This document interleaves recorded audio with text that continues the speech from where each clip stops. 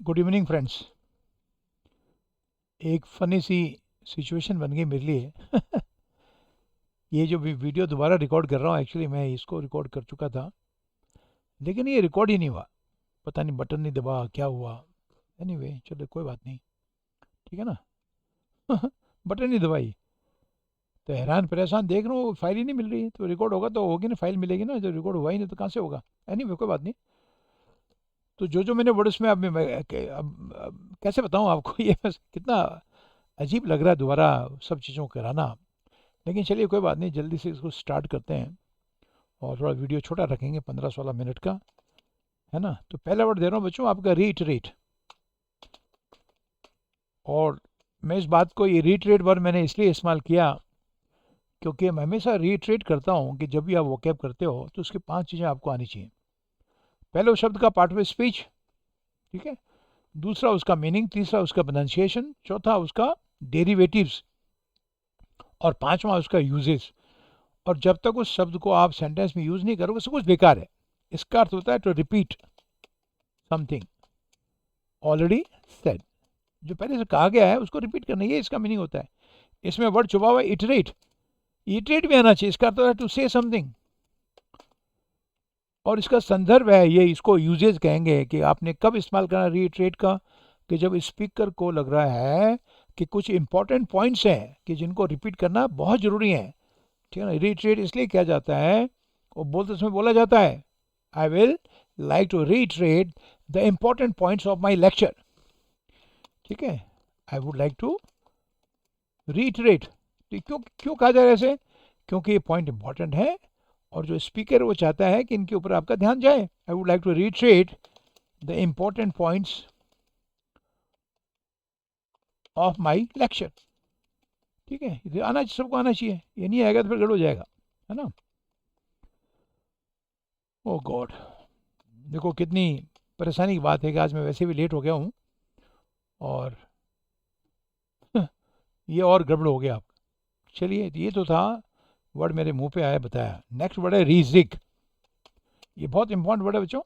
रीजिक आपका नाउन भी हो सकता है और ये जनरली वर्ब भी है, दैट्स राइट, ठीक है। रीजिक का अर्थ होता है टू रीअरेंज, किसी चीज़ की उसको रीअरेंज करना, ठीक है ना। आपका समथिंग, किसी चीज़ को, मैं वो उदाहरण दे रहा हूँ, ठीक है। आपने कोई फंक्शन था, उसमें 100 लोगों की बैठने की जगह बनानी थी आपको, 100 आने वाले थे, थोड़ा 100 से क्या पता 4-5 और भी आ जाएं। और जब कुर्सियाँ लगाने लगे तो 70 ही लगी, 70 लगी। और आपने कहा ये बड़ी प्रॉब्लम होगी। तो वहाँ पर जो भी थे आपके, जो आपके सीनियर, उन्होंने कहा आपका नहीं, लेट अस रीजिग, ठीक है ना। आपका द सीटिंग अरेंजमेंट, सिंपल सा प्रयोग है। तो कैसे कहेंगे वो, let us rejig the seating arrangement to accommodate, आगे लिख दो ऐसे, ऑल द गेस्ट, ताकि जितने गेस्ट आ रहे हैं उनको एकोमोडेट किया। एकोमोडेट वर्ड भी आना चाहिए। एकोमोडेट करते होते जगह प्रोवाइड करना, ठीक है, ठीक है, ताकि सारे गेस्ट जो हैं उसमें उनको जगह मिल सके। अभी 70-30 कहाँ जाएंगे, तो रीजिग हो गया। इसका फिगरेटिव प्रयोग भी आप कर सकते हो। अगर मैं आपको ये कहूँ कि सरकार मंत्रालयों का फेर बदल कर रही है तो that is also called rejig, ठीक है। The government is thinking of rejigging, ठीक है। दी कैबिनेट, कैबिनेट को समझ आपका मंत्रिमंडल, उसको रीजिग कर रही है। तो इसको वहाँ भेज दिया, इस डिपार्टमेंट में एक से दूसरे मंत्रालय में भेज दिया। और एक आधा कोई स्टेट मिनिस्टर है या डेप्टी मिनिस्टर है, उसको स्टेट बना दिया, स्टेट वाले को कैबिनेट बना दिया, रीजिग हो गया, ठीक है।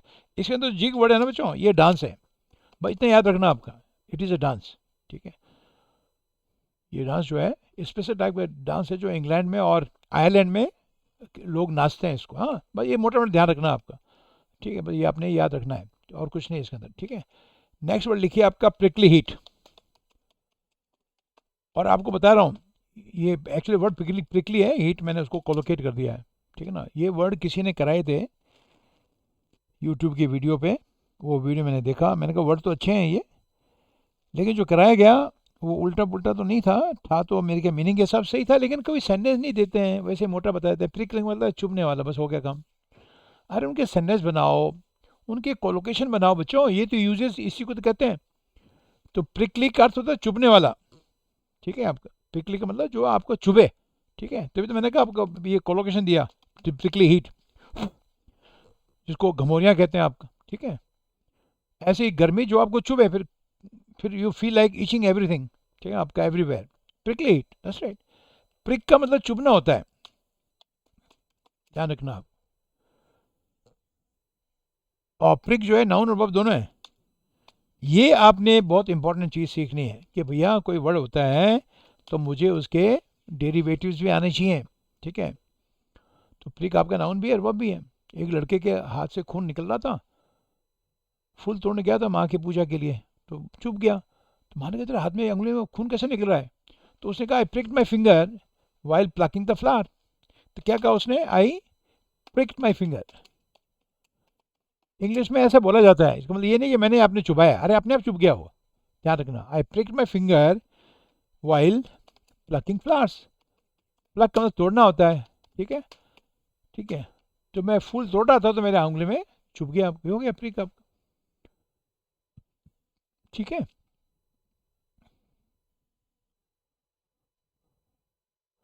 और प्रिकली शब्द का इसका इस्तेमाल करो एक कोलोकेशन के साथ में कि प्रिकली क्वेश्चंस। तो मेरे ख्याल से आप मुझे अर्थ बताने की जरूरत है नहीं, आप अपने आप समझ जाओगे आपका कि प्रिकली क्वेश्चंस का अर्थ होता है ऐसे क्वेश्चन जो आपको चुभे, ठीक है। एक रिपोर्टर था, उसने एक सेलिब्रिटी को कुछ चुभते हुए सवाल पूछे। The reporter asked the celebrity some prickly questions, हो गया। अब आपको जब मैंने इसको देखा था तो इसमें प्रिकली बस चुभने वाला, बस काम खत्म हो गया। अरे ऐसे नहीं होता भाई, बहुत डिटेल में आपको हर चीज़ को सीखना है, समझना है, ठीक है। तो मेरे ख्याल से यहाँ तक सेंटेंस का मीनिंग क्लियर है। रिपोर्टर है, हाँ, मेरे को आदत डालनी पड़ेगी जो मैं टाइप कर देता हूँ, इसको एक बार पढ़ना बहुत जरूरी था। रिपोर्टर आज the celebrity some prickly questions, ठीक है। तो रिपोर्टर ने उनको कुछ चुभने वाले सवाल पूछे, and she was annoyed with him, और उसको उस पर गुस्सा आ गया, ओके, ऐसा होता है, बहुत कॉमन है, ठीक। प्रिक का मतलब चुभन भी होता है नाउन के रूप में, जैसे मैंने ऊपर लिखा ना नाउन।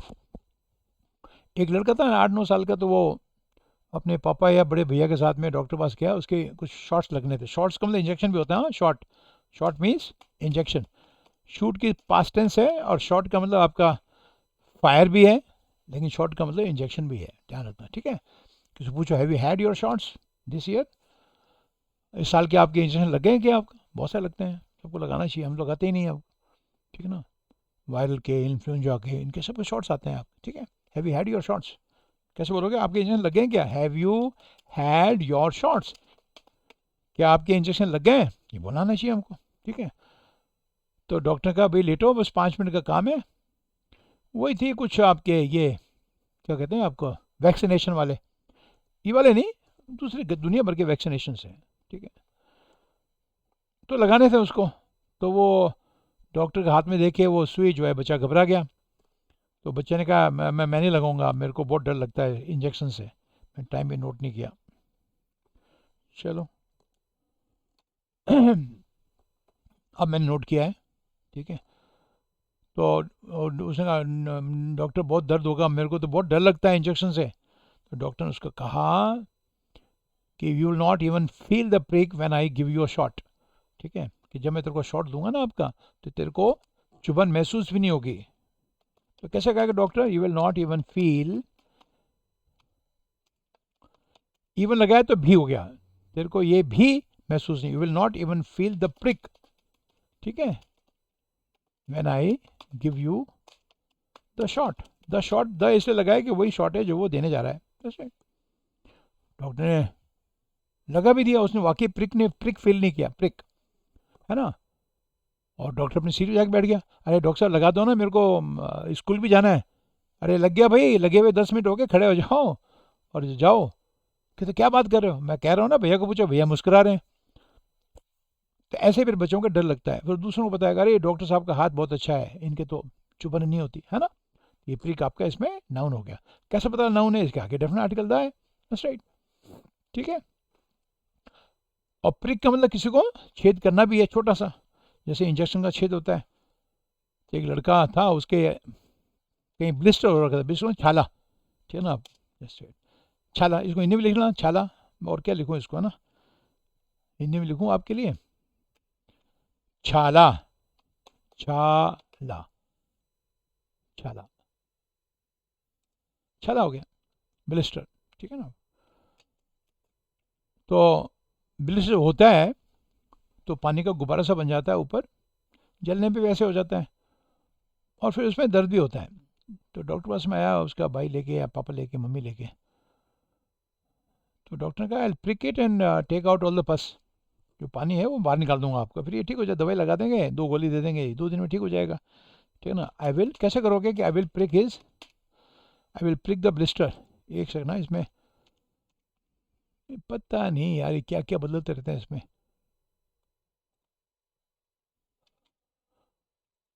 एक सेकंड बच्चों, इसका थोड़ा सा मैं वो ठीक कर दूं, ऐड ऐड आ रहा है तो,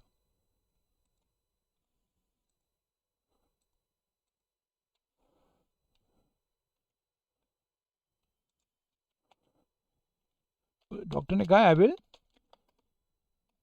prick the blister and take out the pus, जो पस बना हुआ रह जाएगा, और उसके बाद में इसको दवाई दे देंगे कुछ लगाने के लिए, हल्की सी एक छिपी लगा देंगे, जस्ट राइट, और ठीक हो जाएगा आप, ठीक है। छोटा सा एक कोई भी चीज़ दवाई का लगा देंगे, ठीक है ना, पट्टी कर देंगे तो ठीक हो जाएगा, इसमें आ गया प्रिक का, ठीक है। लेकिन डॉक्टर ने ये भी बोला है कि छाला हो जाए घर में तो don't prick the blister at home, ठीक है ना, आपको तो प्रॉब्लम हो सकती है, वो सेप्टिक हो जाएगा। मेरे पास जो इंजेक्शन है वो तो आपके वो है 1 टाइम वाले, तो कोई दिक्कत नहीं है, ठीक है। और ब्लिस्टर वर्ड भी आना चाहिए बच्चों, ब्लिस्टर का तो छाला, ठीक है। एक लड़का ना कहा कि माई हैंड्स एंड फीट, और ये वर्ब भी है, या तो कहो आपका है ब्लिस्टर्स, मेरे हाथ पाँव में छाले हैं, या बोलो कि माई हैंड्स, ये सब सीखना है आपने, एंड फीट है ब्लिस्टर्ड, छाले हो गए उसमें, ये वर्ब भी है, ठीक है। इन दिस स्कॉचिंग हीट, और स्कॉचिंग हीट का तो होता है झुलसाने वाली गर्मी, ध्यान रखना आपका, हाँ, ब्लेजिंग हीट, ये झुलसाने वाली गर्मी के लिए ये वर्ड सब आने चाहिए आपको, ब्लेजिंग हीट, ठीक है, स्कॉचिंग हीट, ठीक है, ब्लिस्टरिंग हीट, ठीक है, ये सब आने चाहिए आपको, सियरिंग हीट, ब्लेजिंग भी लगा दो इसमें, ब्लेजिंग लिखा मैंने, नहीं लिखा, ब्लेजिंग लगा दो आप, ब्लेज का मतलब लपट होता है, ठीक है, और ब्लेज का मतलब आग बरसाना भी होता है, गर्मियों मौसम है, आपने कहा the sun is blazing down, तो जो सूरज है वो आग बरसा रहा है, इसका मीनिंग ये हो गया, ठीक है ना आपका। और ब्लेज का मतलब फ्लेम होता है, ब्लेज का भी अर्थ आना चाहिए, blaze means of flame, just right. एक लड़का अपने घर पहुंचा तो उसने देखा उसकी वाइफ तो कपड़ों में आग लगी हुई है, तो जस्ट राइट, फटाफट उसने बुझा भी दिया, वैसे लकीली वो टाइम पे आ गया, नहीं तो कुछ ना हादसा हो जाता। तो वो लड़का कह रहा है I was shocked, I was shocked, शोक नहीं यार, I was shocked to see my wife in blazes, ठीक है, ये ब्लेज वर्ड भी आना चाहिए आपको। तो मेरी वाइफ को लैपटॉप में देखकर मैं तो दंग रह गया, आपका क्या हो गया, फटाफट उसने कंबल लगाई और बुझ गया आपका, और पानी वानी में उसको डाल दिया, पानी एकदम तुरंत डाल देना चाहिए तो आग का असर कम हो जाता है, ठीक हो गई, ज़्यादा चोट नहीं लगी उसको, हल्की सी, उसमें हुआ ही था खाना पकाते पकाते। तो आई होप कि ये ब्लेज वर्ड भी आ गया आपका, हाँ। और ये ब्लेजेस वर्ड का आपने इस्तेमाल अगर ऐसे किया, the garden is in blazes, garden is in blaze, that's right, या ऐसे कह सकते हो the garden is ablaze with flowers, तो ये गार्डन जो है ना आपका दमक रहा है फूलों से, आपका ध्यान रखना। एंड अब्लेज विथ एंगर भी होता है गुस्से से थमथमाना, जैसे चेहरे पे आग लगी हुई हो आपका, तो एक लड़का कह रहा है कि my father was ablaze with anger when I reached home around midnight. तो लड़का, घर का लड़का अगर रात को, आधी रात को घर आएगा अराउंड मिडनाइट, तो पापा का चेहरा खुशी से थोड़ी धमकेगा, और अब्लेज विद का प्रयोग आप खुशी के लिए कर सकते हो आपका, दैट्स राइट। देयर का मतलब चिल्ड्रन का, बच्चों का फेस है, their faces were ablaze with happiness या एक्साइटमेंट। ठीक है, ये सब आने चाहिए प्रयोग बच्चों आपका। तो ये वो शब्द है कि जिसका पीछे के आपका फिलअप में काम आ सकता है। मैं क्वेश्चन बना के दूंगा बाद में आपको, अभी नहीं, मतलब कभी बनाऊंगा मैं इसको। ठीक है, their faces were ablaze with excitement because they were going for a picnic. That's right. छोटे बच्चे थे, पिकनिक के लिए जा रहे थे, तो चेहरा तो अब उनका दमकेगा एक्साइटमेंट से, उत्साह से। ये ध्यान आप। और एक फ्रेज इसका बनता है टू सेट समथिंग अब्लेज, तो किसी पे आग लगा देना। इसका मीनिंग होता है, ठीक है, इसका मीनिंग होता है बच्चों to set something on fire, किसी चीज आग लगा देना आप। The irate crowd, irate word भी आना चाहिए, आयरेट मतलब गुस्साई। The irate crowd set the police gypsy ablaze, तो गुस्साई भीड़ ने पुलिस की जिप्सी में आग लगा दी। हो गया आपका सब आगे प्रयोग, आपको ध्यान रखना आपका। ठीक है, और आयरेट का अर्थ होता है एंग्री, आयरेट वर्ड का अर्थ होता है एंग्री, ध्यान रखना। ये वर्ड बना हुआ आयर से, आयर का अर्थ होता है, आयर निकला है फायर से, फायर का एफ निकाल तो पीछे रह जाता है आयर, तो इसका अर्थ हो जाता है एंगर। ठीक है, रॉथ, ठीक है, ये सब आना चाहिए, एक्सप्रेशन, ये सब। ठीक है, दस। तो आयर का एडजेक्टिव बन गया आयरेट, ध्यान, एंगर का एंग्री, रॉथ का रॉथफुल, एक्सप्रेशन का एक्सप्रेटेड। आपको शब्दों को बनाने भी आना चाहिए। आयरेट का एडजेक्टिव बनाना सबके, तो ये आयरेट हो गया। फायर तो मीनिंग दिया है मैंने, तो फायर का फायरी हो सकता है, बात करो। ठीक है, एंगर का एंग्री, रॉथ का रॉथफुल, और इसका एडजेक्टिव बन जाएगा एक्सप्रेटेड। That's right. ठीक है, और इसका एडजेक्टिव एक और बनता है एक्सप्रेटिंग। ये भी आपको कभी सिखाऊंगा यार, इसमें बहुत गलतियां तुम लोगों से होती हैं। ठीक है, ये दोनों एडजेक्टिव हैं, और ईडी और आईएनजी वाले एडजेक्टिव का अंतर में समझ नहीं पाते बच्चे। ठीक है, एक्सप्रेटेड चेहरे के भाव हैं, एक्सप्रेटिंग किसी का एटीट्यूड है। नहीं समझे आपका, ये ध्यान रखना, ये लगभग सब में होता है ऐसे। जैसे एनॉयड होता है ना, एनॉयड, और इसका एडजेक्टिव एनोइंग भी होता है। तो एनॉयड वो है जो आपके चेहरे पे भाव है, या आप खुद हैं। एनोइंग वो हो गया जो आपको गुस्सा दिलाए। तो ये अंतर आपने समझना है। पता नहीं समझ आया कि नहीं आप, हाँ ना। ठीक है, इफ आई से